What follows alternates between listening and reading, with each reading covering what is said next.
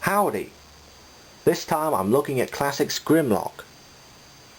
The ever-popular Dinobot retains his robotic T-Rex alt form, but the design is somewhat similar to a Zoid, you know, those plastic toy models. The proportions are right for Grimlock, and the paint and mold detailing is very good. The black paint wash gives a worn appearance, which I like. Posability is decent. Even the tail can move along multiple joints. The head moves up and down, but is always facing forward due to the transformation design. The jaw can open and close, but the cheekbones make it look like he has a cheery expression on his face. At least sharp teeth are moulded in his mouth. Grimlock has a gun on his back which fires a missile. Very well. Nice touch, since the original G1 figure didn't do that much. The transformation is like the old toy in some ways, but there are some new aspects to it. Mainly, the way in which the front end becomes the legs, rather than the back.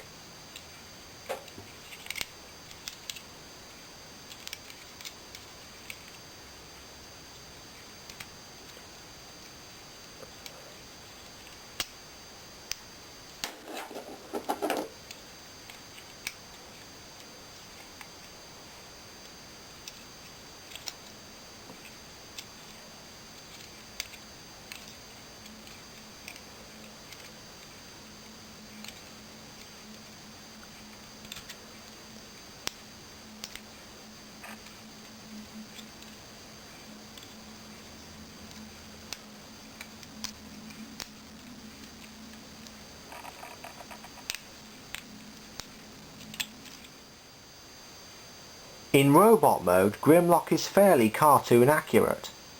The head sculpt is well done, and the legs of the T-Rex become the arms, like the original. The legs look odd though. From a side view, it looks like a T-Rex standing on his jaw, wide open. The proportions are a bit off. The thighs are way shorter than the lower legs, and the forearms are rather stubby. Grimlock's articulation is okay, if a little limited by the kibble. He has some on his back, and some around his head area. Weapon-wise, there's his gun from earlier, and then there's his tail, which forms some kind of whip or sword. It looks a little lame really, but it can still move at least. The rub symbol is located on Grimlock's left leg, and as usual you need warm fingers for it to work well.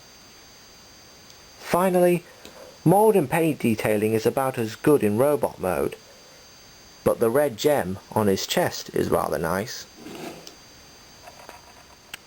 Overall, Grimlock is one of the weakest Classics figures, though that's not much of a bad thing considering how great this line is in general. There are a number of things that could be better, mainly the robot proportions, but otherwise I still recommend him. That's all for now. The TIE Advanced Darth Vader is next for reviewing, but until then, till all are one.